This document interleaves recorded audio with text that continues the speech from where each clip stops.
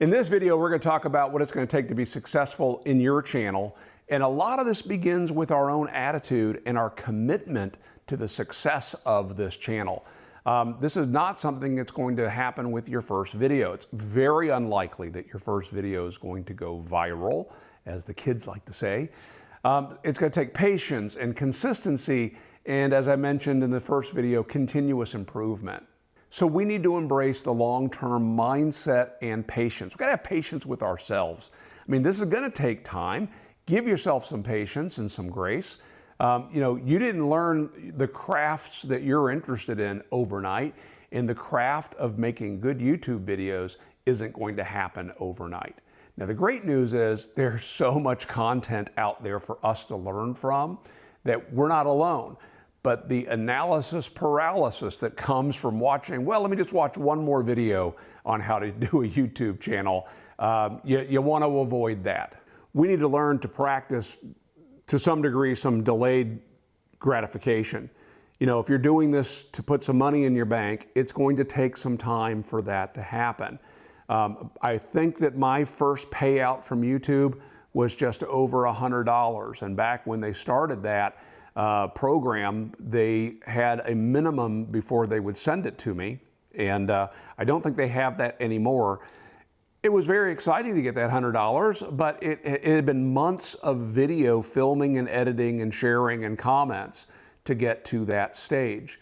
So there are lots and lots of ways we can monetize our channel more than just relying on YouTube and the advertisements that they'll be selling to put in front of, behind, and maybe even in the middle of your videos. But that is an important place for us to start thinking about, because YouTube is looking to find people specifically who are interested in what you're talking about. And the more people they can put in front of your content who will actually watch it and engage with it, the more ads they can show and the more money they can make. That's right, it's a money thing for YouTube. If you didn't know this, YouTube is owned by Google, and Google's all about money too. And so they're actually going to get to a point, or you're going to get to a point, where they're going to be interested in sharing some of the earnings with you, and that's a great thing when it happens, but it's going to take some time before it does. So in the last video, I talked about some things that you're going to want to take time to practice, and we talked about the video editing and getting your voice recorded properly at the proper sound levels and things like that. Lighting is another important one. It's the whole reason I had to refilm these videos. The audio is pretty bad too. It's so many reasons. But another one is your voice intonation, or the inflection in your voice. Are you stammering and stuttering a lot? It's okay. It's okay if you do. But if that's not the way you speak, just record that same phrase again. And if that's not right, just do it again. You can always edit out the versions you don't like, and no one's going to be the wiser. And really, people have more important things to worry about than the fact that, hey, I think there was a jump or a clip in the video right there. I wonder what they cut out. We know what you cut out. We all get it.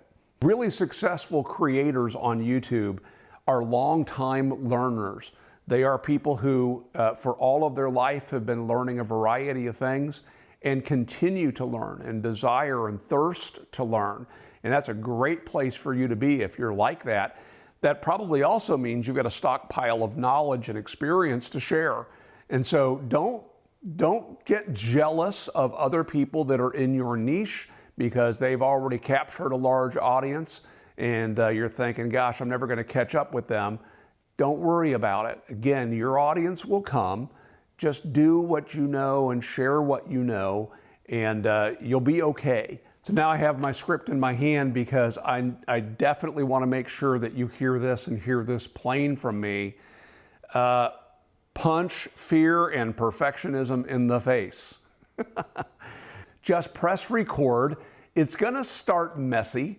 One of the maybe crude but impactful phrases that I heard that I really liked was, your first video, it's going to suck. And then your second video, probably going to suck.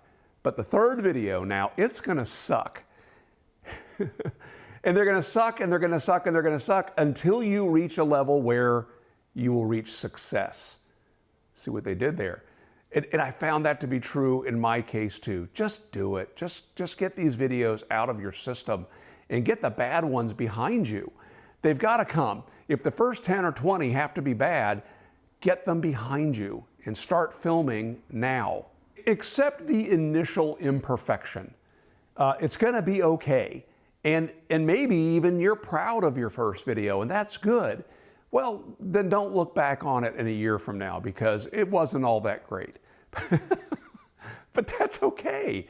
Every single one of us started there. And so just get it out of the way. Don't live in discouragement. Many new creators give up too soon. And part of that is, gosh, I pumped out these videos and I'm not getting the engagement from the audience. I'm not getting the views I expected to get. And the views I am getting, they're not clicking the thumbs up button. They're not leaving a comment. Don't sweat it. Part of what's happening is YouTube is trying to find out who your audience is. And what they're doing is they are matching up the content of your video with similar content that your audience is currently watching. And they'll put your video in front of some of those people and see if they click. Now, if your thumbnail's not enticing, they're not going to click. And if your thumbnail is enticing, they just might click. Well, then if you hem and you haw and you waste time at the beginning of the video with a long introduction and some music and some flashy things on the screen, they're just going to leave, right? So you got to get good at your craft and let YouTube do their job. They're going to find the audience for you. That said, we'll go into this a little bit deeper in a future video. You really don't want to be, so for example, on Facebook, I would not share my video with my family and friends on Facebook unless the thing I was talking about was 100% a fit for those people. If maybe you're talking about something cultural that you have in common with the family, then fine, go ahead and share it there. Maybe you're going to go page by page through your family's cookbook, cooking everything that's in there. They'd probably be really jazzed to see that. But like in my case with woodworking, and woodworking with very specific power tools, nobody in my family could care any less about that. And so for me, sharing the video to them would be a waste of my time. And if out of kindness they went to YouTube and they clicked the subscribe button because they know that it would look good if I had another subscriber. Well, it doesn't help you if you have a subscriber who then never watches a single video. So there's no point in suggesting or trying to do YouTube's job of trying to find an audience for your video. Now, maybe you're a part of a group on Facebook or a group outside of Facebook. Be gentle in how you share your content. It helps sometimes if someone within your group champions your channel, and I don't think I would discourage that, but we don't want to be tooting our horns too much in those groups that we're a part of. So I'll let you work that out. If you have some comments about that, leave them down below and we can discuss them there. So you're going to want to build your community. My first channel that I had on YouTube, I would just put out a video and then go away and then put out another video and then go away and then put out another video and then go away. And back in those days, we had the ability on YouTube to private message other people on YouTube. It was very much a social media activity. They took that away, unfortunately, a number of years ago. But I got a message from a guy whose channel I had watched and had left comments on. He had been watching my videos and noticed that people were commenting and asking questions and they were going unanswered. And he said, "Hey Scott, you really need to start engaging with the comments on your videos. Not only because their questions aren't getting answered, but there's a whole community here you're not tapping into." So I started doing that, and not only was that a lot of fun for me and helpful to them, my channel exploded at that point. And in a kind of related topic, I also want you to think about who you're talking to. You're not talking to YouTube. You're not talking to hundreds of people who are sitting together in one room watching YouTube. You're talking to individuals, an individual. Right now, I'm just talking to you. So I don't address my videos to, hi YouTube, thanks for coming back, or some things that you guys, you folks, all y'all should be thinking about is this. No, I'm talking to just one person. And once I started doing that, I also noticed a whole higher level of connectivity with my audience. So I would encourage you to adopt that phrasing if you can remember to do it. We're several videos away from talking about monetization of your channel. That is a way of measuring success. As we get in deeper with the niches that we choose to serve, we'll get into that in much greater detail. In the meantime, I'd love to see your questions, comments, and cheap shots down below. Remember that we're writing our stories and sharing them with our community. And just like the growth rings on a tree, we're growing a layer at a time. I would encourage you to remember that the best time to plant a tree was 20 years ago. If we miss that, the next best day is today. And the same is true of your YouTube channel.